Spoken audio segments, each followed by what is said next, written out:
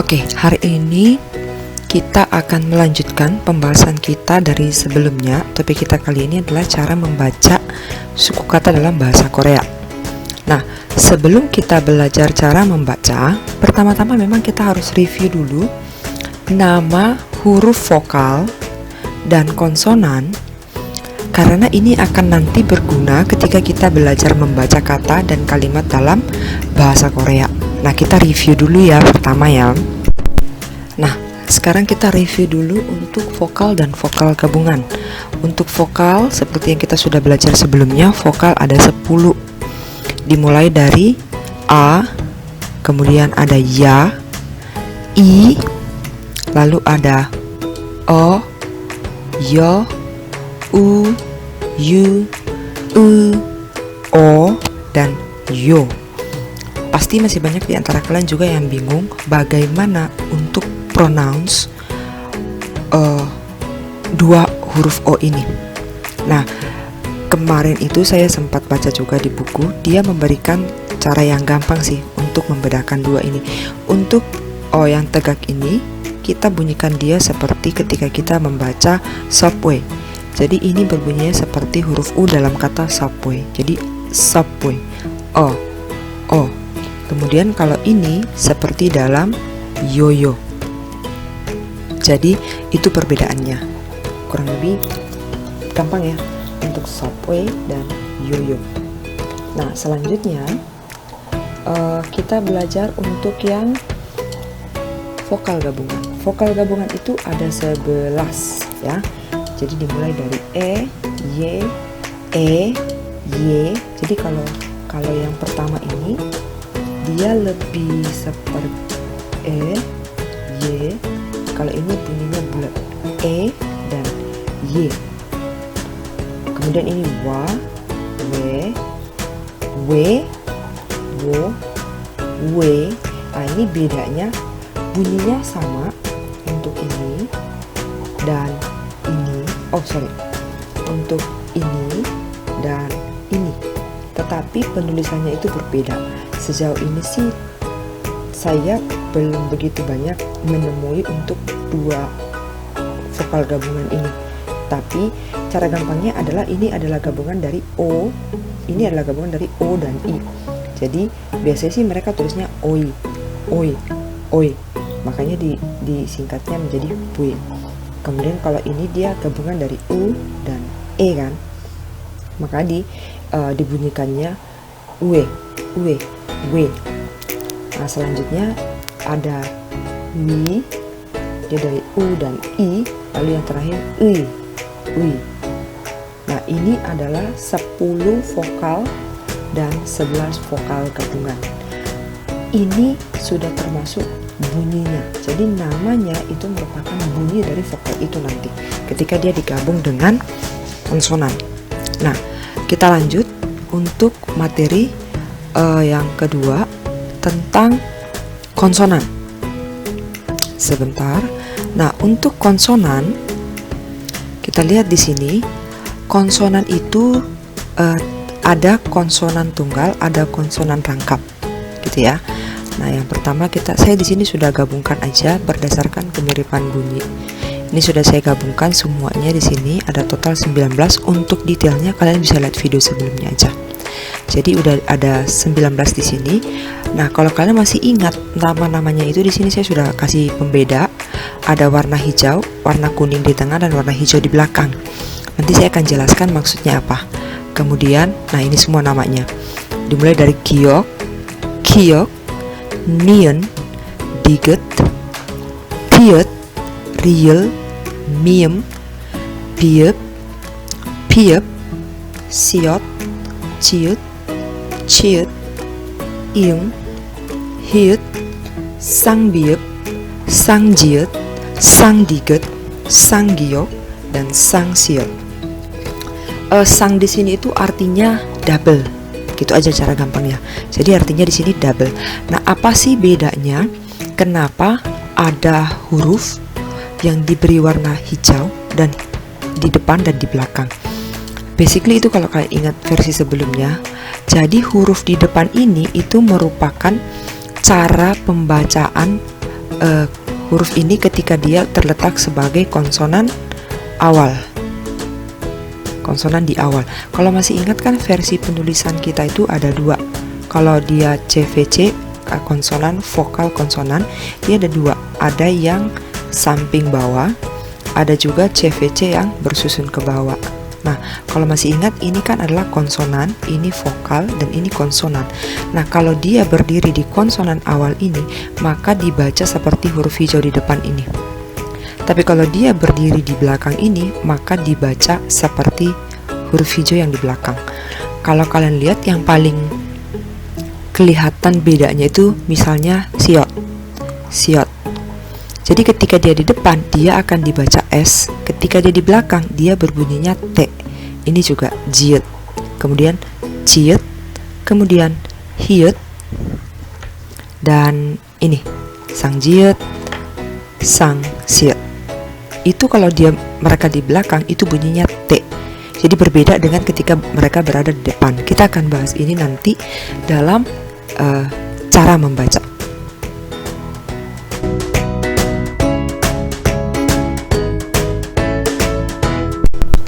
Nah, untuk kalian bisa lebih memahami tentang konsonan awal dan konsonan akhir cara membaca, di sini saya ambil satu spesifik contoh.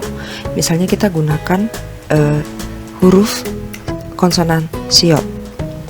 Jadi kalian juga belajar menyebutkan nama huruf itu, jangan cuma oh ini S, enggak, karena itu dia punya nama. Jadi kalian harus ingat nama setiap huruf itu. Nah, ini kan tadi namanya adalah siot. Di sini saya sengaja pecah supaya lebih gampang nanti untuk saya jelaskan. Nah, ketika dia terletak sebagai konsonan depan, dia akan berbunyi seperti S. Nah, ini adalah bunyi huruf ini jika dia berdiri sebagai konsonan awal. Dan ini adalah bunyi ketika dia berdiri sebagai konsonan akhir. Nah, kita lihat lebih jelas di sini. Contohnya ya. Saya berikan dua suku kata. Nah, di suku kata yang pertama ini, S-nya atau siot itu dia terletak sebagai konsonan awal. Sementara di sini dia terletak sebagai konsonan akhir. Nah, ingat tadi, kalau dia konsonan akhir maka bunyinya ini, kalau dia konsonan awal ini bunyinya. Nah, kita cek ya. Untuk ini dia akan berbunyi atau dibaca san. Karena dia S, siot ini terletak di depan, dia bunyinya S. S digabung dengan A dan N, maka bunyinya san. Berbeda dengan ini, M dengan A dengan siot atau miem, A dan siot. Nah, karena dia terletak di akhir, maka dibaca yes, mat. Jadi beda, ini dibaca S dan ini dibaca T karena posisi mereka berbeda. Kira-kira jelas ya. Nah, ini yang saya maksud dengan dua bunyi huruf ini nih, di depan dan di akhir. Jadi kalian sebaiknya menghafal nama huruf karena itu akan sangat membantu ketika kalian nanti belajar membaca suku kata dan kata di dalam bahasa Korea.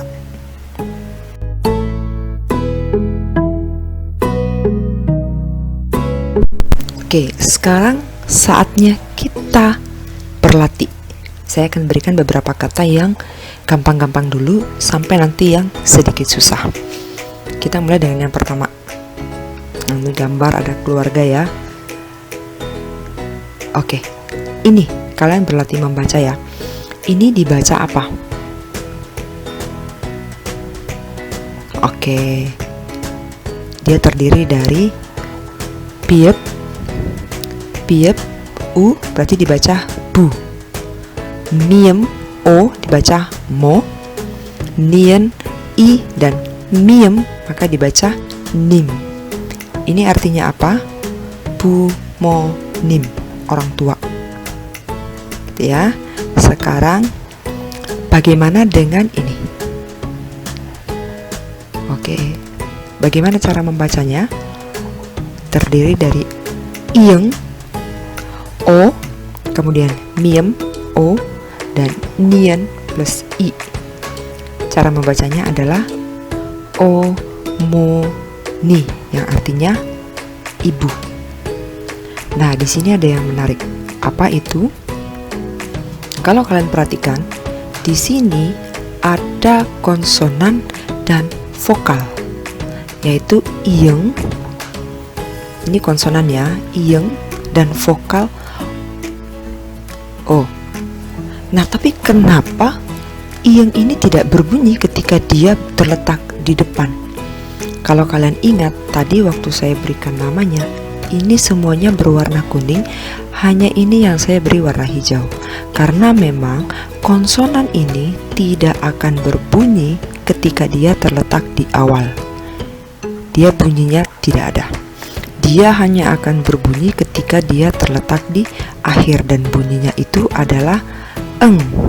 Makanya dalam suku kata ini dia hanya dibunyikan huruf vokalnya saja, yaitu o. Nah, di sini juga sama. Berarti ini karena dia sebagai konsonan awal bertemu dengan huruf vokal a, berarti dia hanya dibaca a. Jadi dia tidak berbunyi. Ininya tidak berbunyi. Yang ini juga tidak berbunyi karena dia konsonan awal dan vokal. Kemudian ini piep dan o, bo, ciet dan i, ji, yang dibacanya a, bo, ji, artinya ayah. Gitu ya.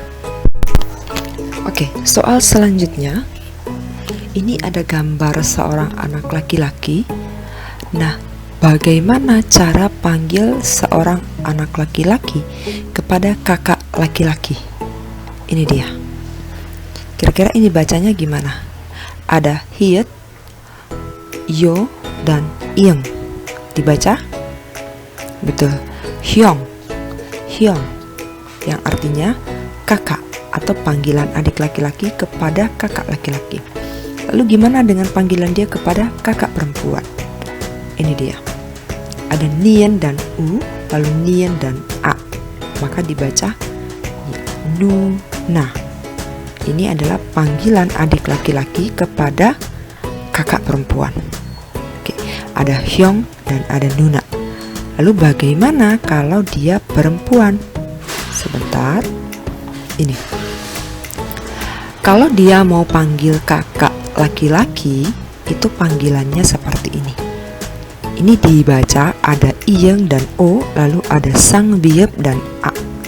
Dibaca opa, opa. Sebenarnya ini double biep, tapi penekanannya biasa lebih ke p. Jadi opa. Ini panggilan adik perempuan kepada kakak laki-laki.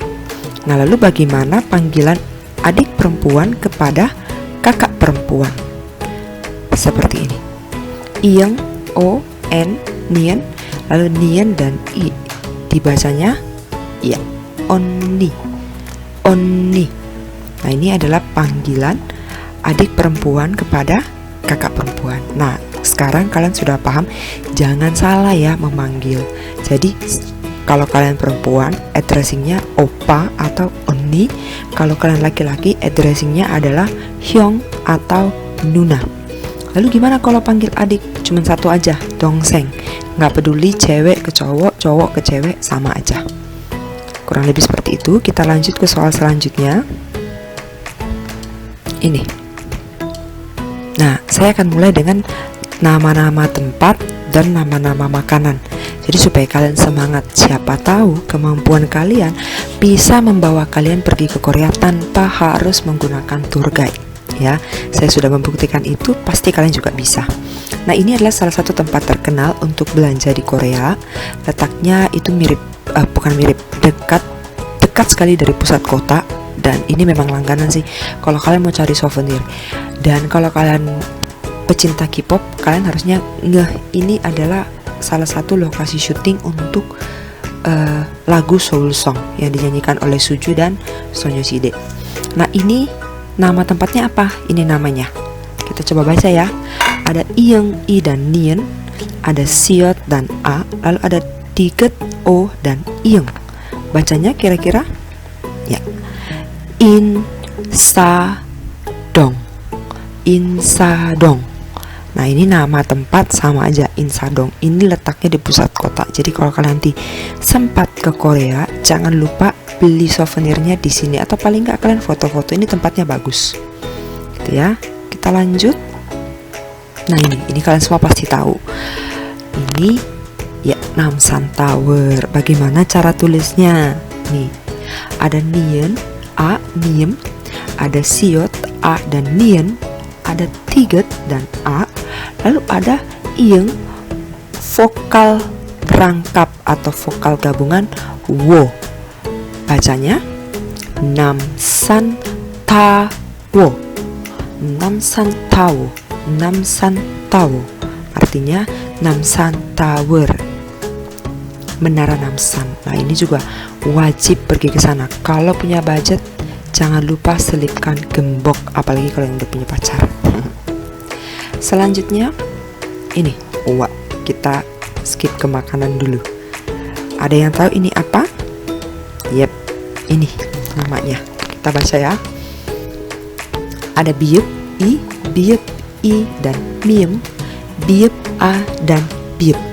Bacanya ya, bibimbap, bibimbap, bibimbap. Ini adalah nasi campur versi Korea. Jadi kalau kalian kesana nanti ada dua jenisnya, ada yang biasa, ada yang pakai dolsot. Dolsot itu yang mangkuknya panas itu, yang dari batu. Nah, itu lebih enak sih, karena nanti bagian bawahnya itu ada yang kayak efek-efek gosong, jadi lebih maknyus. Kita lanjut ke soal selanjutnya. Ini. Nah, ini adalah salah satu aktivitas yang saya sangat sarankan kalau kalian sempat berkunjung. Kenapa? Karena di sana itu banyak sekali rute yang menarik yang kalian bisa lalui dengan bersepeda. Salah satu yang paling terkenal dan selalu saya pergi adalah di Hangang Park, Han River Park. Nah, itu kalian harus sempatin ke sana. Murah kok untuk sewa sepeda di sana tuh murah. Cuman modal paspor doang dan bahasa Korea, karena petugasnya biasanya ribet kalau kita sewa pakai bahasa Inggris. Makanya kan sudah harus belajar dari sekarang. Nah, ini sepeda dalam bahasa Korea itu tulisannya seperti ini. Ada jiut A, jiut O dan niun, lalu ada giok dan O. Bacanya gimana? 자전거, 자전거, 자전거, 자전거, 자전거, 자전거. Ini artinya sepeda. 자전거, sepeda. Next. Ini. Nah, ini juga pasti udah tahu semuanya ya. Ini salah satu Grand Palace di Korea, letaknya persis di pusat kota Seoul. Ini namanya apa? Ini agak susah, agak ribet, tapi enggak susah banget sih. Gabungan dari giok, yo, ieng, biep, o dan kiok, lalu ada giok, u dan ieng. Dibacanya apa? Ya, gyong, bok, gung, gyong, bok, gung. Nah, di sini ada huruf giok karena dia terletak di ending, maka bacanya ka. Sementara yang warna hijau, gioknya itu di awal, yang warna kuning juga, maka berbunyinya seperti huruf G, maka dibaca Gyeongbokgung. Ini adalah istana Gyeongbokgung. Ini harus masuk dalam list kalian nih kalau kalian pergi ke Korea. Selanjutnya, ini pasti juga ini menjadi incaran, apalagi cewek-cewek mau beli kosmetik Korea, di sini pusatnya. Betul sekali, ini nama tempatnya. Kita baca dari miem, yo, dan ieng plus diget, o, dan ieng. Kita baca seperti apa? Ya, Myeongdong, Myeongdong, Myeongdong, Myeongdong, Myeongdong. Ya, ini nama tempat Myeongdong. Ini pusatnya kosmetik ada, mau street food juga di sini banyak banget. Dari yang harga 2.000, 1.000 won sampai yang 10.000 juga ada. Ya, kita lanjut. Nah, ini dia. Ini satu lokasi dengan istana Gyeongbokgung. Ini pintu paling depan. Pintu paling depan ini sangat terkenal, namanya ini. Kita lihat ya, ada di silabel yang pertama ada giok, lalu vokal gabungan wa dan ing. Kemudian ada hiet dan vokal gabungan wa juga. Dan yang terakhir, suku terakhir itu dia miem, u, dan nien. Bagaimana cara membacanya? Sebentar.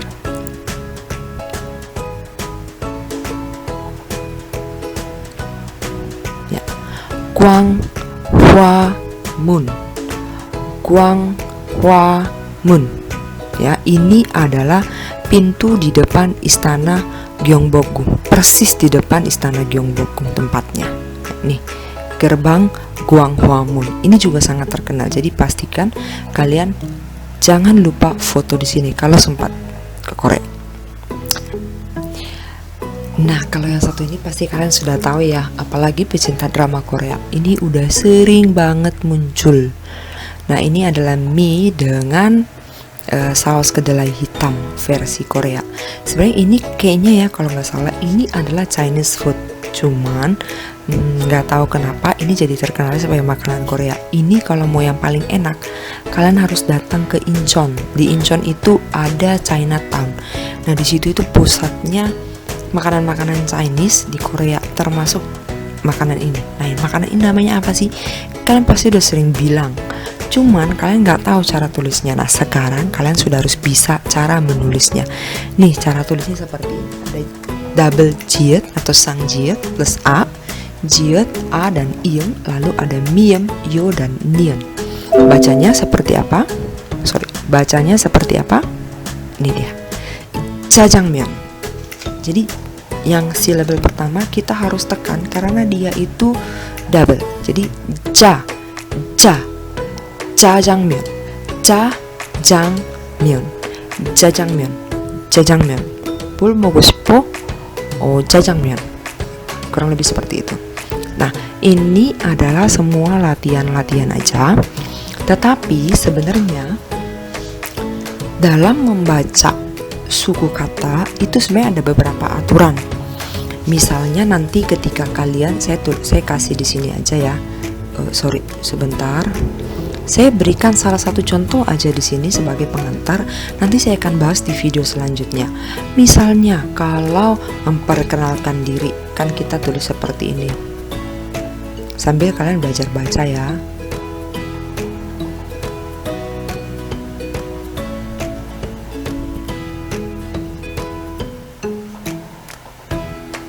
Nah, ini kan gampang. Co, kemudian nien, nien, nun.